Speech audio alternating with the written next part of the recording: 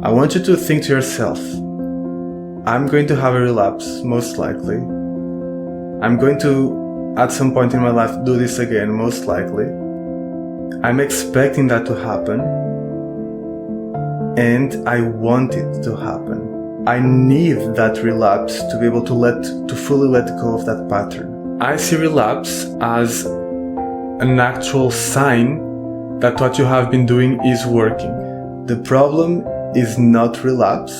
The problem is the story you tell yourself about relapse. And when you tell yourself a very disempowering story, then you become disempowered. Expect it and want it, and see it as this beautiful moment that is a sign of your progress, that is a sign and a pointer of your next step where you need to work, and is the best opportunity to do that. Welcome back to Talk the Walk, where we explore how to walk your journey of healing, growth, and transformation with more success, ease, and joy. Hey, welcome back. This is Dr. Felipe Rocha, and in our last episode, we talked about how to quit any bad habit without using willpower or discipline. Today's episode is a follow-up to that one, about something that often comes after you start applying what you learned in the previous episode. So after you start learning how to understand the emotions behind your so-called bad habits, and you start transforming them and you start letting them go, there comes something that everyone is afraid of, but almost no one actually thinks of and takes some time to think of what it means and how to deal with that, which is relapse. So as you're starting to let go of your bad habits, maybe you get to a point where you're like, okay, I did it. I'm no longer doom scrolling or smoking or procrastinating or binge watching, whatever it is. I did it. And then maybe a fear starts creeping in that you will go back to it at some point. You become very afraid of ever going back to that place, to that bad habit. And just that being afraid of going back to that bad habit can often be the thing that triggers you going back to that bad habit at some point. But even if it doesn't, just living with that fear can be not so nice, and very limiting, very self-limiting. So today I want to help you not be afraid of going into relapse for the first goal. And the second goal, I want to help you actually know what to do when you do relapse, because most likely it's going to happen. So when you're letting go of an old bad habit and you're transforming patterns, it's quite frequent that as you do that, as you're going through that journey, you will experience relapse. And I'll even say, that's a sneak peek into the future of this episode, but I would even say it is normal to expect, and even part of the process, and even a good sign. So I want to help you not fear relapse anymore and know exactly what to do when relapse happens, so that it doesn't become an obstacle to your goal or end of everything. And actually, you can even use it as an opportunity to transform further and deeper.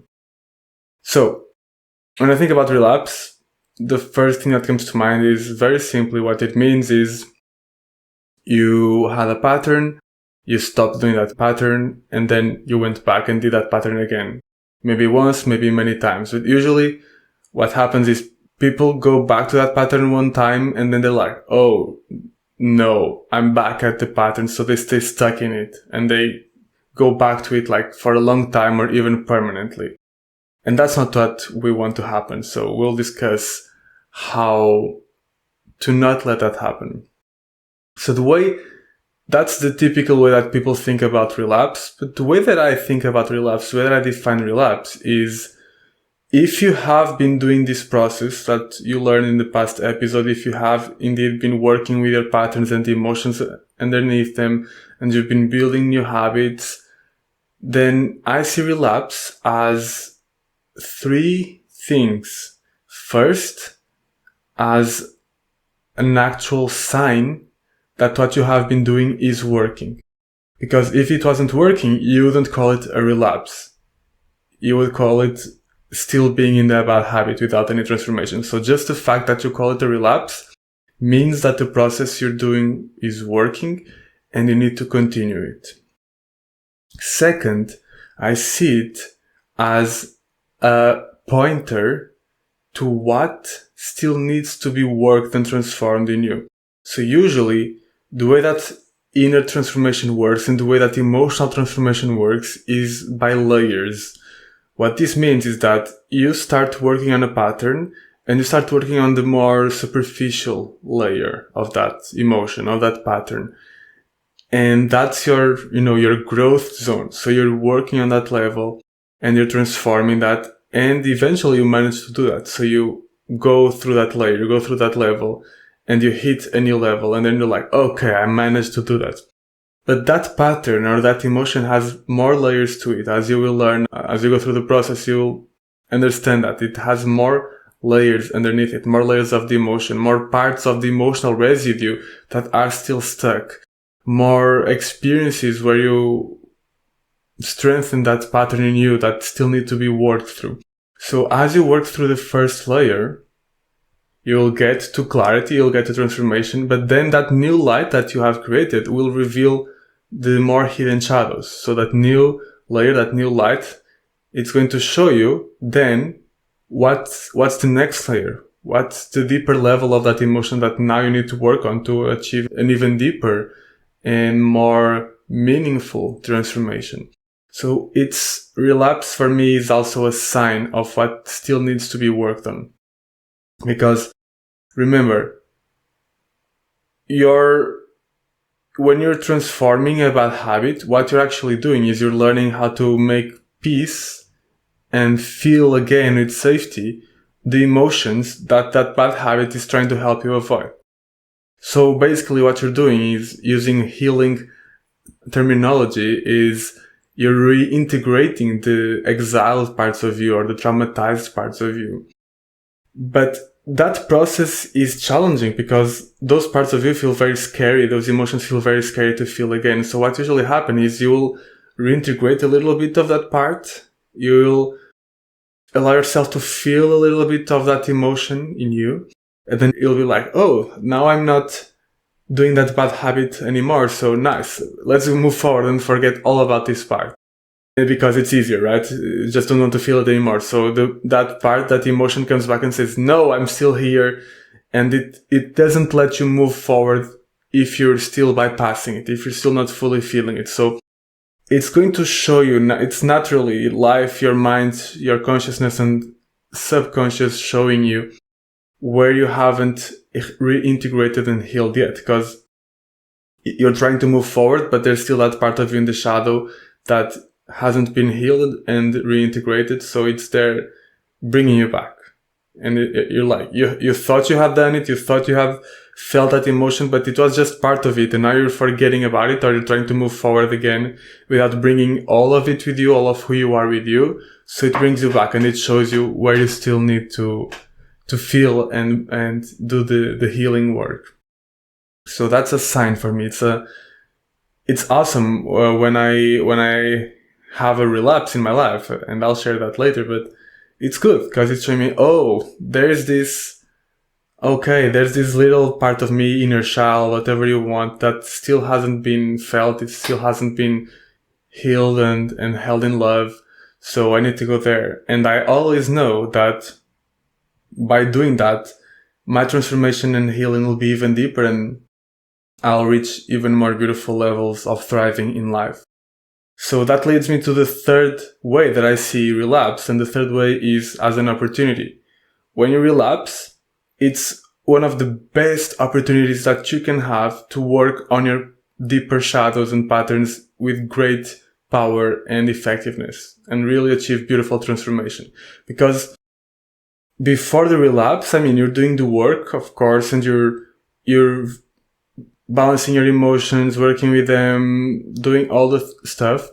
But the deeper levels, you're not getting there, or not getting there yet, or very easily, because they're there's a wall, and it's harder. And you really have to be very committed and practicing, like through meditation, to really be able to go deeper. But when you relapse, it's just there. Those parts of you, the traumatized shadow parts of you, they're just there. They're like there.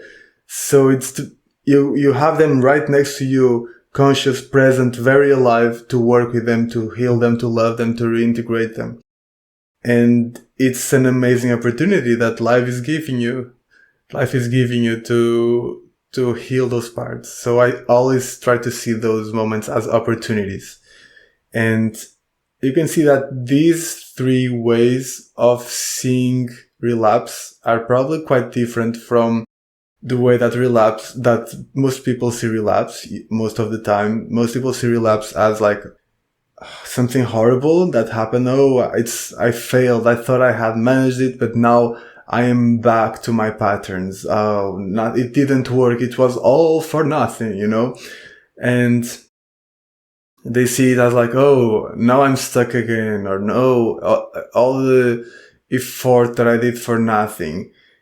And that story that they tell themselves about the relapse is often the very thing that then keeps them stuck in the relapse, because then it triggers again that same shame cycle, the cycle of shame that we talked about in the previous episode, where now you're feeling all this shame about yourself and stress and overwhelm. And so because you're feeling those negative emotions and you don't want to feel them, you don't want to be feeling that, you don't want to be feeling the relapse, then your unhealthy coping mechanisms have to come back to help you avoid those feelings.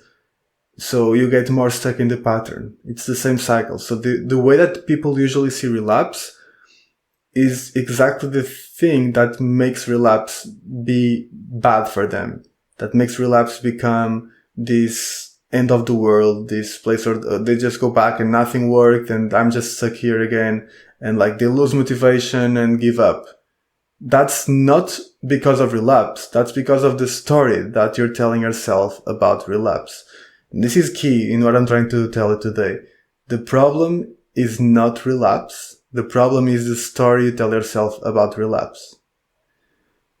And when you tell yourself a very disempowering story, then you become disempowered. But when you tell yourself an empowering story about relapse, then that's when relapse can become an empowering moment and an opportunity for deeper healing, for deeper transformation, and the motivation as well.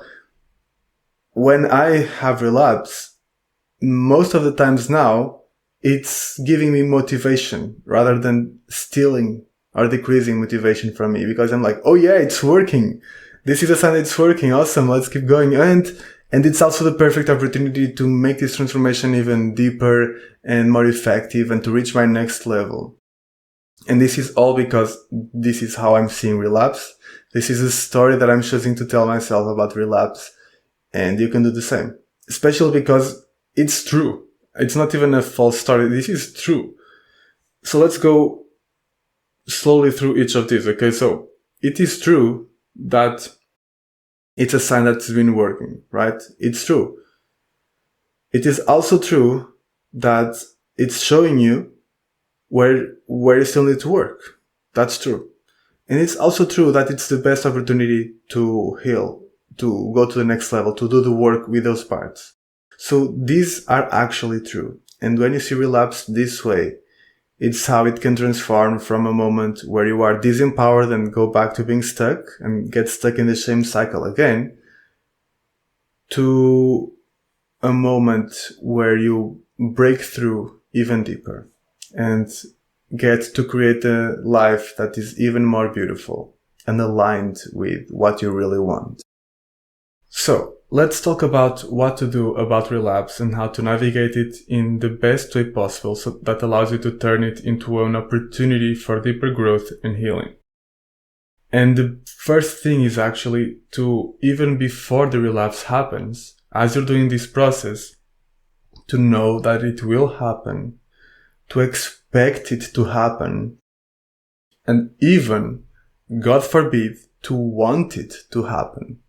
So right now, if you're working on quitting a certain bad habit or letting go of a harmful pattern in your life, I want you to think to yourself, I'm going to have a relapse, most likely. I'm going to, at some point in my life, do this again, most likely. I'm expecting that to happen. And I want it to happen. If it's what's right for me, I want it to happen. Because I know that if that happens, it's going to be because I'm making this process. I'm making it work. And I know that if it happens, I don't need to be afraid of it. It's not going to be the end of the world. It's actually going to give me very precious information about where do I need to take my journey next? Where do I need to work on next? And I know that if it happens, it's going to actually not only give me information, but be the perfect opportunity to take my journey to the next level, to take my healing to the next level. I need that relapse to be able to fully let go of that pattern.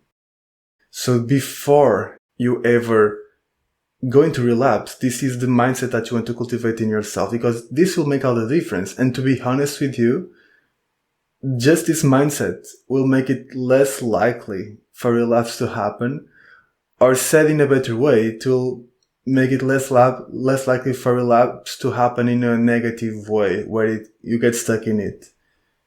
And when it does happen, it will make it much less intense and extreme than how it would otherwise be if you were not expecting it to happen. Especially if you are not wanting it to happen, especially if you are very afraid of it happening. When you are very afraid of relapse happening, it's much more likely that it will happen faster, sooner, and that it will be much harder, more intense, more difficult, and more extreme. Because all that fear, it actually means that there's still a lot of resistance inside of you to whatever emotion you would feel if you relapsed. There's still a lot of fear, there's still a lot of resistance and avoidance of the emotion that bad habit is about, that bad habit is covering, and that it brings up in you as well. So all that fear just means that there's still a lot of work to do, and that's okay. But it means that avoidance, that emotional resistance is still very present, and therefore it's going to be much easier for those patterns to come back. And when you are much less afraid of the relapse, it also means that you're much less afraid of the emotion that you'll feel when it comes up. It comes up and you can feel the emotions. If it's shame, you can feel the shame. If it's safety, if it's frustration, overwhelm, sadness, whatever it is, you are comfortable or at least safe with feeling that. And that means that there's much less need for those bad habits, for those patterns to come back up. So just this process of you thinking of relapse in this way and expecting it and even wanting it and looking forward to it will make it less likely to happen. And when it does happen, it will be much less extreme and less intense. So for example, let's say that you had this smoking habit, and if you are super afraid of going back to it at some point, you're probably going back to it at some point and it's going to be intense and you're going to, smoking a lot again and maybe even not stopping this again. So you just stay stuck in it and feeling bad about it and feeling shame, but smoking even more and just going extreme on that. On the other hand, if you're like expecting it and even wanting it and seeing like there's a good sign and an opportunity, you'll be like, I'm that desire, that urge to smoke is back. Yeah, this means that I've been doing good work and now I'm seeing where I still need to work. This is a perfect opportunity to go deeper and heal even more. And you can just embrace and welcome that urge, that part of you again. You can embrace it, you can welcome it, you can love it, you can be with it, you can understand it, and you can provide it the safety that it needs, the understanding, the validation that it needs. You can see what emotion it's trying to help you avoid, and you can go to that emotion and heal it. This is exactly what you learned to do in the previous episode of How to Quit a Bad Habit, okay? So you're just doing the same. Then that pattern, that emotion, that bad habit will be much less intense because it will be seen and heard and transformed in the moment without more shame, more of the cycle, more of the down spiral. And so just this mindset itself is what's going to help you completely transform the moments of relapse. Now, once the relapse does happen, what you need to do is exactly what I just said, and is exactly what I taught you in the episode about how to quit a bad habit. So go watch it if you haven't yet. But just to recap, is you want to see that pattern coming back as a sign that there's still that some part of inside of you that emotion that still feels unsafe to feel, that you're still afraid of feeling.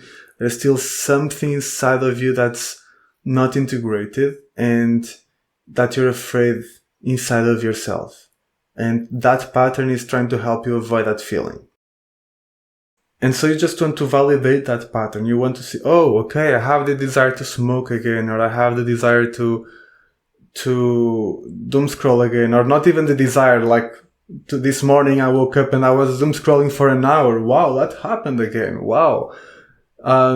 That's crazy. So that means that I'm probably again feeling that overwhelmed that I don't like feeling. So let me first validate this part of me. Okay, the doom scrolling part or the smoking part. Okay, you're here because I'm feeling unsafe with these emotions. So thank you for helping me. Thank you for being with me. Thank you for trying to help me not feel that feeling.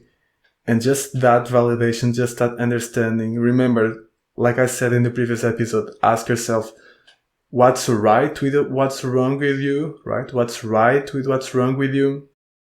Just that already helps to soothe a lot the part of you that's bringing those bad habits back up. And then you just see, oh, okay, it's the overwhelm, that I'm not feeling. So go back and feel that overwhelm, feel that stress, feel that shame, be with it, and listen to its message, listen to what it has to tell you, reintegrate those feelings. And if you know the deeper work that we also do inside our courses, you can apply that, the deeper inner child work, the going back to moments in your life where you had experiences where you were taught that you shouldn't feel that way, that you shouldn't be that way, and re-welcoming all those parts of you, re-welcoming all those feelings of you. By the way, if you haven't taken any of our courses where we teach you this and much more, you can check them out at starsoulschool.com, and we'd be very happy to have you and teach you all of this as well. But this is the work that you do. You just do that. You just go back to the emotion, feel it, bring safety to it, and just like you learn with the bad habits, naturally, the emotion will soften, the bad habit will transform, let go, and transform into something beautiful, because it will no longer be needed, and it will transform into something beautiful. Without you having to force anything, without you having to, again, use willpower or discipline or punish yourself for doing that again, or any other weird tricks that people use here. It's just going to be very natural and very organic and very wholesome as well. It's a beautiful way of transforming, and when you do it this way, you don't really need to be fighting yourself. That's a big difference. And so this is how you can transform relapse from a moment of shame and overwhelm and getting stuck again to a beautiful moment of more healing and growth and transformation. And I want to tell you a brief story about my own experience with that. So one of the examples that I have is I've always loved playing games, like all kinds of games, but also computer games. But there have been moments in my life where I felt that there was some too much to that. And I was using that as an avoidance mechanism, and it was making me waste time or not feel happy with the time that I was spending there, and maybe not be as productive as I wanted or enjoy life as much as I wanted. And so I did my work for healing that, for letting that go. And for a long time, that didn't happen again. But then after some time, I started going back into that pattern again. I started noticing that I was again going back to gaming, playing games, but not just playing games like that, playing a little bit more than I felt healthy. And having this sense inside of me that it was like a craving and an addiction, going to it, and again, as an avoidance mechanism. And so this time, because I had this perspective, I saw that as a sign. Oh, okay, what's happening here? Last time I was using that as a strategy to avoid feeling maybe lonely or disconnected from the people around me, and also feeling like not having a purpose, or that I wasn't living my purpose in life, that I wasn't enjoying life. That was a very strong one for me. Like going to play games too much, I learned that it was a sign that I was not having the joy that I wanted in life. And I was avoiding that feeling of emptiness, directionless, purposelessness, even some form of sad depression even, or grief. I was avoiding that through the gaming and trying to get my joy from there and my connection. And so instead of going into another cycle of judging myself for I'm gaming again, I'm playing games again, I'm back at it, I'm so bad, I'm destroying my life, I'm not being productive, I was just like, oh, okay, I'm feeling that. I'm feeling again that I'm missing that joy, that alignment in life, that connection. And that's beautiful. I mean, it's beautiful that I miss that, because I do want that in my life. So first I just appreciated that part of me that I was trying to help me avoid the disconnection and the grief and depression, and trying to help me find some joy and connection by gaming. Because I really want to find that in life. I want to live life like that. So I appreciated that part of me, and I didn't judge it like, oh, this part of me that's making me play games too much is wrong and it's bad. No, I just saw it as something beautiful in me. Yeah, and that changed everything. Just that changes everything, because it gives you that spaciousness. It makes the whole thing not about the problem of the gaming or whatever is the habit that you have, but about the need, the underlying need that you have. And this is the key. Just like I taught you in our previous episode about how to quit a bad habit, the key is the underlying emotion and the underlying need. So what is the underlying need there for me the need was not to play games. The need was to feel joy and purpose and excitement and connection. That was the need. So all this situation was no longer about the problem of gaming too much. All the situation was about the beautiful need of wanting joy and connection and excitement. And then everything changes because of that. Because then your mind changes from trying to fix the problem that's wrong with you because you are gaming, to trying to find whatever and meet whatever is the need that you have. In this case, joy, excitement, and allowing that. Just allowing myself to validate that need. Just that in itself helped soothe that part of me. If I hadn't done that, if I had gone into more of the shame cycle, I would probably be gaming even more. Going there even more to avoid even more the negative feelings. But just me accepting and loving that part and validating the need that I had for joy and excitement made that part relax. And I felt myself much less attracted automatically to playing more games. And that's what can happen to you as well. Like, it's without forcing anything, automatically for me, I felt less interest. I felt less interest in doing that because I was already allowing the need, allowing the emotion. And then I just let myself, okay, how can I validate the need that I'm feeling, and I validate the feeling that I'm having of not having that? I allow myself to feel, yes, I don't feel enough. I don't feel like I'm having the joy that I want in life. I allow myself to feel that sadness, that grief, that loneliness. Allow myself to feel all of that. And as I allow myself to feel that, it's like then your mind changes and life changes, and you start to change the way that you're behaving to bring more of what you want in life. But you have to start by allowing yourself to feel it. And so I do that. And I am not fighting the desire to game or to play games or anything else. I'm allowing it. So I said, okay, I'm feeling the desire now. So let's go. Let's try and see how it feels. I want to feel this joy and this connection, this excitement. So let's play some games. Let's see how it feels. Let's see if it helps. And then because I'm doing that, I'm open to it. I'm going through it. I can feel as I'm fully allowing it, I discover that, well, from this place that I'm doing it, it actually doesn't give me the true joy and excitement and connection that I want. It's like more an avoidance. So, okay, then maybe this is not the way. And that would be scary if I wasn't doing the work of allowing myself to feel safely those feelings behind that. The feelings of grief, sadness, disconnection, overwhelm. If I wasn't allowing loneliness, if I wasn't allowing myself to feel them. But now it was safe for me. I was like, okay, I can feel those feelings. Let's feel those feelings. So realizing that playing games wasn't the right strategy was no longer that scary, because it was no longer scary to feel the feelings that I would have to feel if I weren't playing games. And so that was what made it possible to not even want to keep playing that amount of games, because I was no longer afraid of the consequence. And that's how naturally I dropped that. And then that's how I naturally stopped doing that and started doing other things in life that truly brought me that joy and connection and alignment, and meet the kind of people that I wanted to meet and do cool things like this podcast. And that's an example of how I turned Relapse into a beautiful opportunity for more healing, for more beautiful transformation and thriving. And that's exactly how you can do it too.